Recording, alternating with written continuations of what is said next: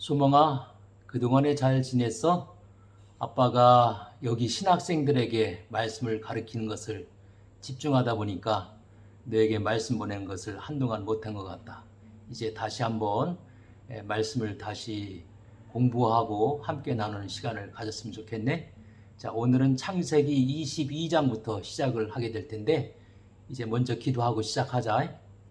하나님 아버지, 감사합니다. 그동안에 이곳에 있는 신학생들에게 하나님의 말씀을 가르치는 일에 집중하다 보니까 하나님 바쁘다는 핑계로 딸에게 말씀을 보내는 일을 한동안 멈췄었습니다. 하나님, 이제 다시금 사랑하는 딸 수명에게 하나님의 말씀을 나누기를 원하고 함께 은혜 받기를 원하는데 성령님께서 역사해 주시고 특별히 딸에게 지혜의 영과 계시의 영과 마음의 눈을 밝혀주셔서 하나님의 말씀의 참된 의미를 깊이 깨닫게 해주시고 하나님의 마음을, 하나님의 의도를, 하나님의 뜻을 더 깊이 알아가요 하나님의 뜻대로 순종하고 사역할 수 있는 사랑하는 딸이 될 수 있도록, 목사의 사모가 될 수 있도록 하나님 은혜를 더하여 주시옵소서. 모든 것을 주님 앞에 맡기오며 예수님의 이름으로 기도하옵나이다. 아멘. 자, 우리가 보통 아는 것처럼 창세기 22장은 아브라함의 일생에 있어서 가장 극적인 사건이라고 할 수 있는 100세 때 얻은 아들 이삭을 하나님 앞에 번제로 드리는 얘기지. 그래서 아마 많은 목사님들이나 또 설교 본문으로 창세기 22장이 선택되어져서 설교가 되어지는데 보통은 아브라함에게 초점을 맞추다 보니까 아브라함처럼 우리도 인간이 순종할 수 없는 조건이지만은 순종해서 아브라함처럼 우리도 복받자 이렇게 이제 교훈적으로 설교를 하는 경우가 많은데 오늘은 우리가 이것을 그냥 일반적인 관점으로 볼 것이 아니라 구속사적인 관점에서 창세기 20장을 통해서 하나님이 우리에게 무엇을 말씀하시려고 하는가, 하나님이 우리에게 무엇을 가르쳐 주시려고 하는가 라는 관점에서 창세기 22장을 한번 보자. 자, 22장에 두 가지 주제가 있는데 첫째는 2절에 나오는 내 아들 내 사랑하는 독자 이삭을 번제로 드리라. 사랑하는 아들 이삭을 번제로 드리라. 이것이 첫 번째 주제고, 두 번째는 이 말씀에 순종한 아브라함의 믿음. 이 우선하는 것은 믿음이지. 믿음이라는 것은 하나님의 말씀에 대한 응답이기 때문에 하나님의 말씀, 내 아들 내 사랑하는 독자 이삭을 번제로 드리라. 그 다음에 이 말씀에 순종했던 아브라함의 믿음. 이것이 이제 두 가지 주제라고 할 수 있는데, 그렇다면 우리가 관심을 가지고 알아야 할 것이 또 두 가지가 있는데, 첫째는 이삭을 번제로 드리라고 말씀하시는 하나님의 의도가 뭘까? 100세 때 얻은 아들 이삭을 번제로 드리라. 불에 태워서 제물로 바치라고 말씀하시는 하나님의 의도가 무엇일까? 그 다음에 두 번째는 아브라함의 믿음은 도대체 무엇을 믿는 믿음이길래 100세 때 얻은 아들 이삭을 번제로 드리라고 했을 때 순종할 수 있었을까? 인간적으로 순종하기가 불가능한 것처럼 보여지는 하나님의 명령의 말씀, 100세 때 얻은 아들, 내 사랑하는 아들 이삭을 번제로 드리라. 그 명령의 말씀을 듣고 아브라함이 순종했잖아. 그렇다면 아브라함의 믿음은 무엇을 믿는 믿음이기에 불가능하게 보여지는 하나님의 명령의 말씀에 순종할 수 있었을까? 그거에 대한 것을 우리가 이제 이해할 필요가 있었지. 자, 1절에 보면 그 일 후에 라는 말이 나와. 이것이 이제 좀 관심을 가져야 될 말씀인데, 그 일 후에, 다시 말하면은 하나님이 아브라함을 부르셔서 이제까지 4번이나 반복적으로 메시아 언약을 상기시켜 주셨는데, 메시아 언약은 내용이 뭐냐면 아브라함의 자손으로 메시아를 보내셔서 천하 만민을 구원하시겠다고 하는 구원 계획이 바로 메시아 언약이잖아. 창세기 12장에 하나님이 아브라함을 부르셔서 세 가지에 관한 약속을 하시잖아. 첫째는 후손에 관한 약속, 자손에 관한 약속. 아브라함의 후손 가운데 메시아가 태어난다. 두 번째는 땅에 관한 약속, 네가 보이는 땅, 다시 말하면 가나안 땅, 좀 더 말하면 헤브론 땅, 좀 더 구체적으로 말하면 베들레헴에서 바로 메시아가 태어난다. 그러니까 가나안 땅은 메시아가 태어날 땅, 궁극적으로는 천국을 가리키는 말이지. 그 다음에 세 번째는 내 자손을 통해서 수없이 많은 민족이 구원을 받을 것이다.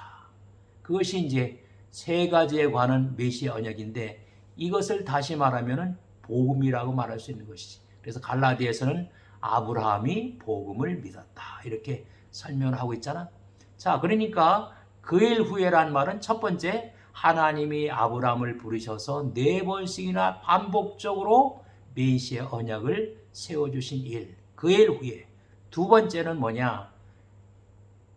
성경학자들에 의해서 밝혀진 거는 아브라함이 아들 이삭을 번제로 드리려고 했을 때 이삭의 나이가 대략 15세 정도라고 얘기해요. 15살. 그렇다면 아브라함이 75세 때 부름받아서 계속 지나다가 그 다음에 100세 때 아들을 얻었으니까 25년을 지난 거지. 그리고 100세 때 얻은 아들 이삭이 약 15살 때 되었을 때 아브라함이 이삭을 번제로 드렸으니까, 그렇다면 번제로 이삭을 드릴 때까지 아브라함이 부름받아서 지낸 시간이 25년 플러스 15년이니까 40년이지. 근데 지난번에 내가 이제까지 가르칠 때 얘기한 것처럼 아브라함은 믿음의 조상으로 믿음이 좋은 사람으로 우리가 추앙받고 있지만, 아브라함의 일생을 보여주는 창세기 12장부터 22장까지 읽어보면 아브라함은 믿음이 좋은 사람이 아니라 믿음의 굴곡이 심했던 사람이잖아. 예를 들면 첫 번째 사건, 가나안 땅으로 인도받아가지고 가나안 땅에 기근이 들이니까 하나님 앞에 물어보는 것도 없이, 하나님의 명령의 말씀도 없이 기근이라고 하는 상황을 인간적인 눈으로 보고 애굽으로 내려간 사건을 우리가 알 수 있잖아. 애굽으로 내려갔을 때도 절대적으로 자기를 부르시고 자기를 인도하시고 자기를 지켜주시는 하나님을 믿는 것이 아니라 상황을 보니까 자기 아내가 아리따워서 거짓말로 자기 누이 동생이라고 했다가 대개망신을 당하고 나오는 그 이야기가 나온다. 네 번째, 하나님이 부르셔서 땅을 주겠다고 하니까 그러면 그 땅을 주시겠다는 거에 대한 보증을 좀 해달라고 얘기하는 것을 우리가 창세기 21장에 볼 수 있거든. 그러니까 하나님께서 짐승을 가져다가 새를 가져다가 쪼개가지고 그 사이로 지나가는 그 당시 중동에서 행해졌던 독특한 언약식까지 베풀어 주신 것을 볼 수 있잖아. 그러니까 아브라함에 대해서 정확하게 말하면 40년 동안 아브라함의 믿음이 성장하도록 하나님께서 훈련을 시켜 오셨다라고 얘기할 수 있는 것이지. 그러니까 하나님 보시기에는 지금 아브라함을 통해서 번제로 드리라는 이 명령을 통해서 하나님은 무엇인가를, 아주 귀중한 무엇인가를 좀 나타내 주시기를, 보여주시기를 원하는데 과연 아브라함이 그 일을 감당할 수 있을까?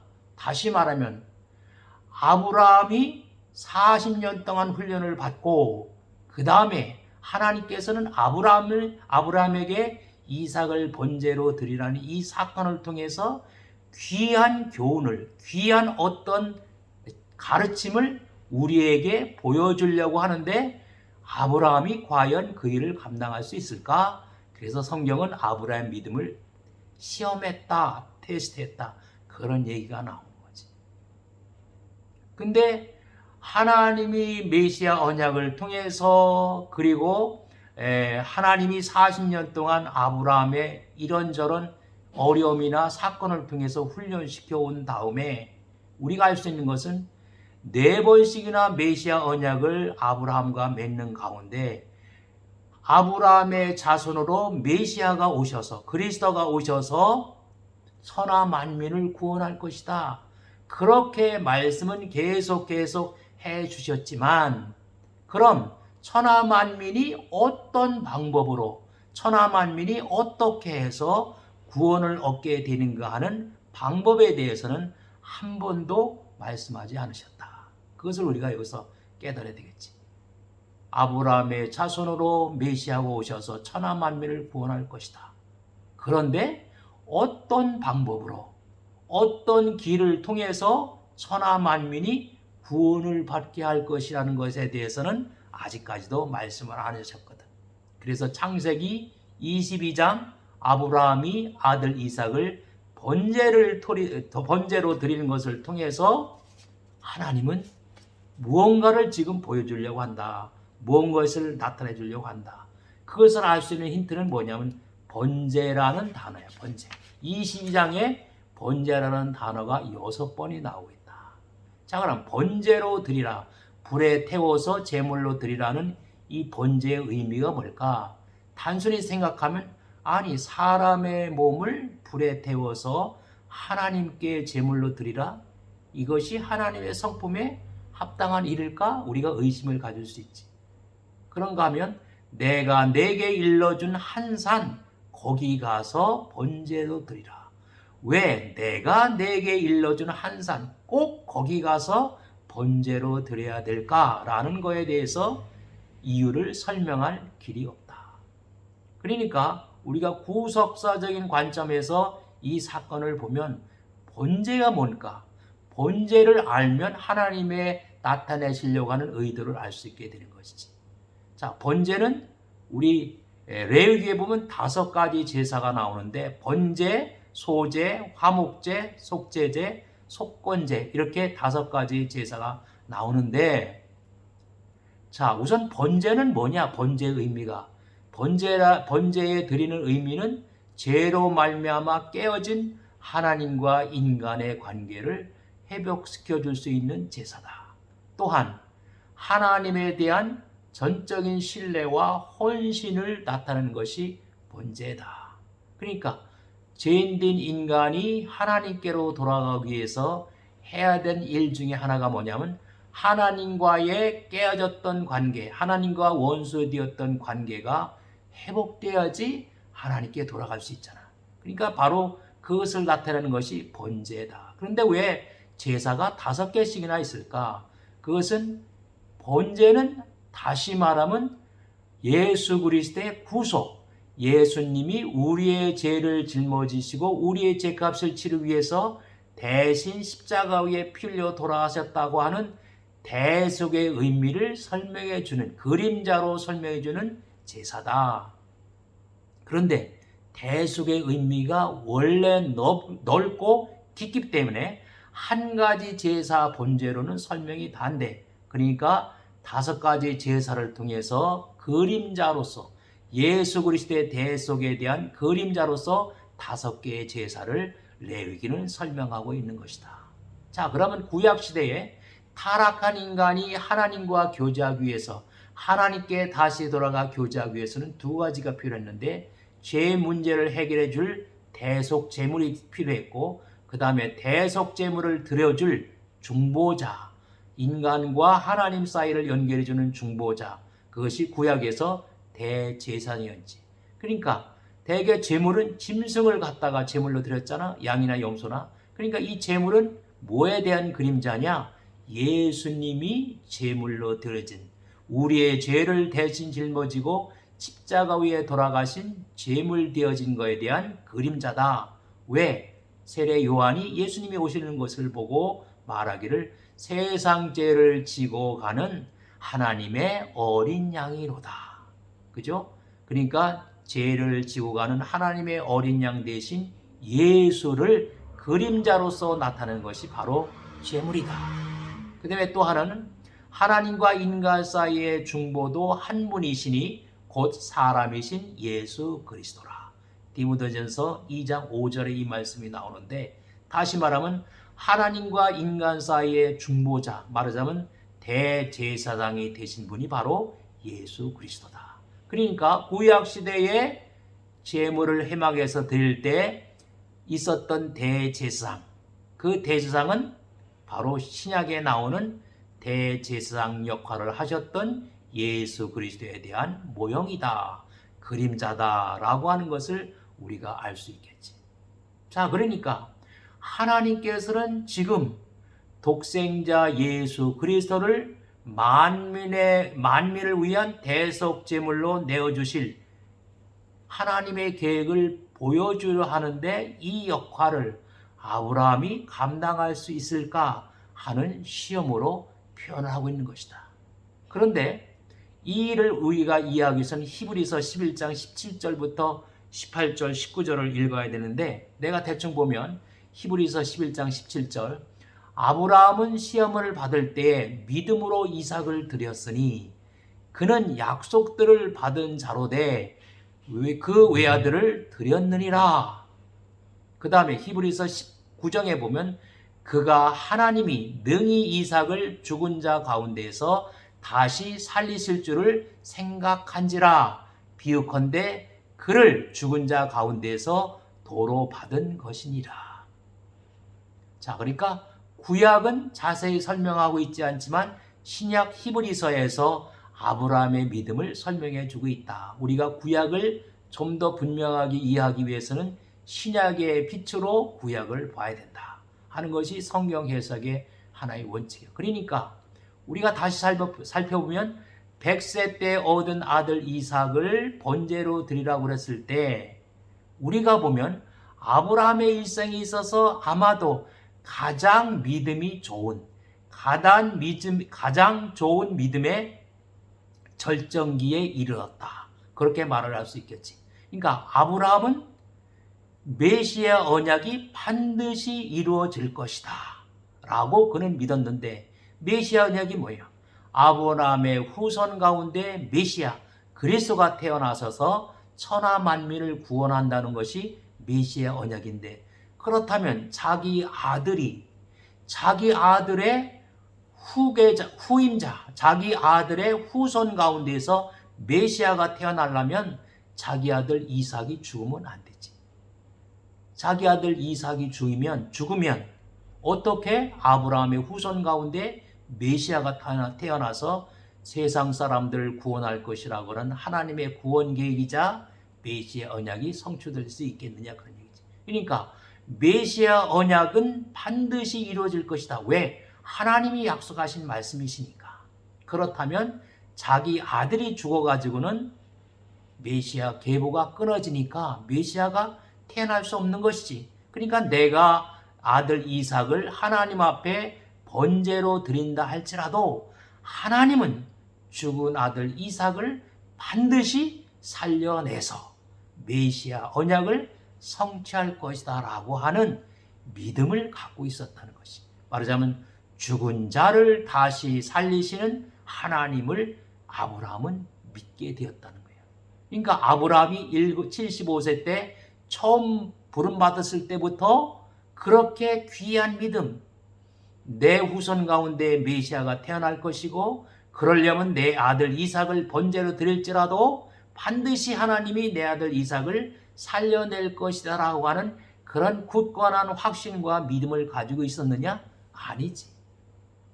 왜냐하면 기근이 들자 애굽으로 내려갈 정도의 믿음이 연약했던 사람. 그러나 40년 동안 하나님의 연단과 훈련을 통해서 이제는 메시아 언약을 절대적으로 믿게 됐고, 그 메시아 언약이 이루어지려면 자기 아들 이삭을 번제로 드릴지라도 하나님은 반드시 살려내셔서 아브라함과 이삭과 야곱과 그 후손 가운데 메시아가 태어나서 그리스도가 태어나서 온 천하 만민을 구원할 것이라고 하는 하나님의 구원 계획, 메시아 언약이 반드시 성취될 것이다 라고 하는 사실에 대해서 아브라함은 믿은 것이지. 그 믿음이 절정에 이르렀을 때 하나님은 아브라함에게 내 아들 이삭을 번제로 드리라는 이 명령의 말씀을 통해서 번제가 나타내주는 예수 그리스도의 대속을 그림자로서 구약시대 때 우리에게 보여주려고 했던 것이지.